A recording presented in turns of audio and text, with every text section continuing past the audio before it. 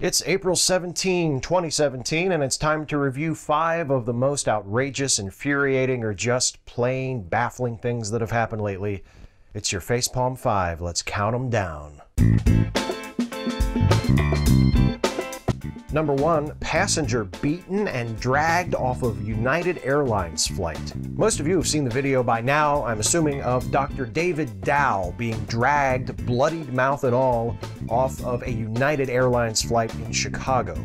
The official reason was that the airline needed his seat and several others to transport employees, but what you may not have heard is that the flight was not overbooked, as was widely reported when the story initially broke, but rather fully booked. That distinction is important because while airlines do have the legal right to bump passengers from overbooked flights, where more tickets have been sold than there are seats on the plane, they have no such right to bump passengers from fully booked flights, where every seat is taken, but no additional tickets have been sold. A minor distinction perhaps, because there is no justification for the way he was taken off of that plane, but it turns out the airline may have exceeded its authority no matter how gently they removed him.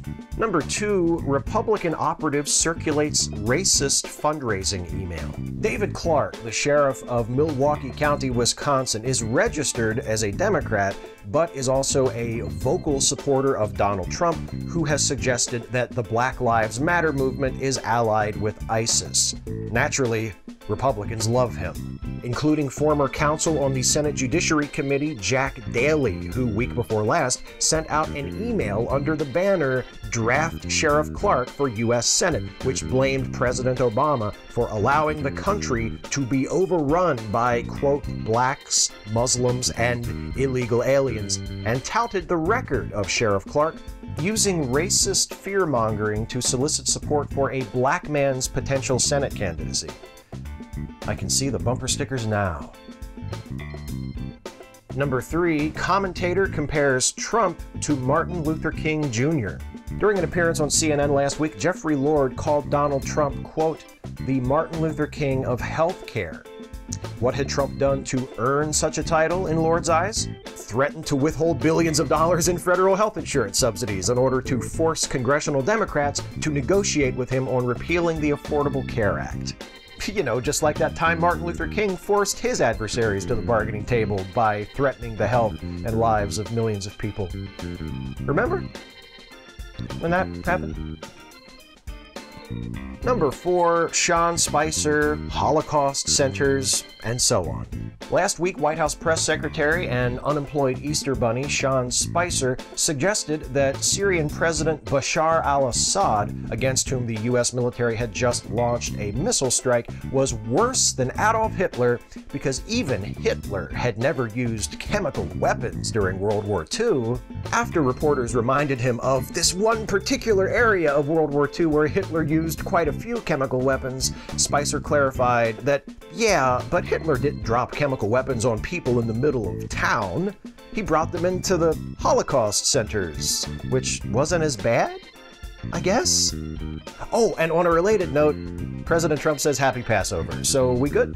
And now the segment devoted to some of the other things Donald Trump has done to disgrace the presidency and embarrass and/or endanger the United States and the world lately. It's number 5, The Further Misadventures of Lord Dampnut. Please keep in mind, as always, the following is not a complete list. He defended accused sexual harasser Bill O'Reilly, saying Bill was a good person and he didn't believe Bill had done anything wrong. It's Sexual Assault Awareness Month, by the way. He ordered a missile strike against Syria, which accomplished nothing and was not part of any larger strategy, then informed the visiting president of China about the strike over what he later described as, quote, the most beautiful piece of chocolate cake that you've ever seen. And in that same interview, he also misspoke and said he had actually launched missile strikes against Iraq instead of Syria. He's the president. And he ordered a MOAB, nicknamed the mother of all bombs, the largest non-nuclear bomb in the American arsenal, to be dropped on Afghanistan. Oh, and he signed that bill that Republicans in Congress passed a couple of weeks ago to allow states to block funding to Planned Parenthood and other abortion providers. Don't let the bombings and the missile attacks fool you. He's still primarily interested in destroying this country. All hell, Lord Dampnut.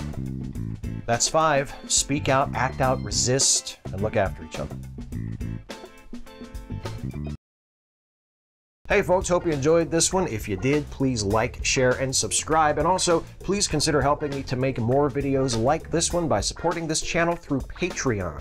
You can go to patreon.com/Steve Shives to become a patron of this channel for as little as $1 a month. And that $1 a month really helps me out tremendously. You have no idea. But if you think I'm worth it and you can afford it, and you choose to pledge at a level of $5 a month or more, you can take advantage of some really cool perks, including getting yourself a shout out at the end of the Facepalm 5, just like Lucas Stefaniak. And careful longtime viewers may remember that I've shouted out Lucas's name before, and usually I don't do repeat shout-outs, but Lucas has continually increased his pledge over and over the last year or so. And I just wanted to give an extra shout-out to Lucas to let him know that I truly appreciate him going so far above and beyond the call of duty to continue to support my Patreon campaign and help me continue to do the work that I do. I'm incredibly gratified that it's that important to Lucas and to the rest of you who have become parts of my Patreon campaign, which allows me to continue to make these videos and also to, you know, pay my bills and buy food and pay rent and stuff. I couldn't do it without you. I appreciate you more than I can say. Thank you for watching. Thanks to all of you for all of your support, no matter what form it takes, and I'll see you next time.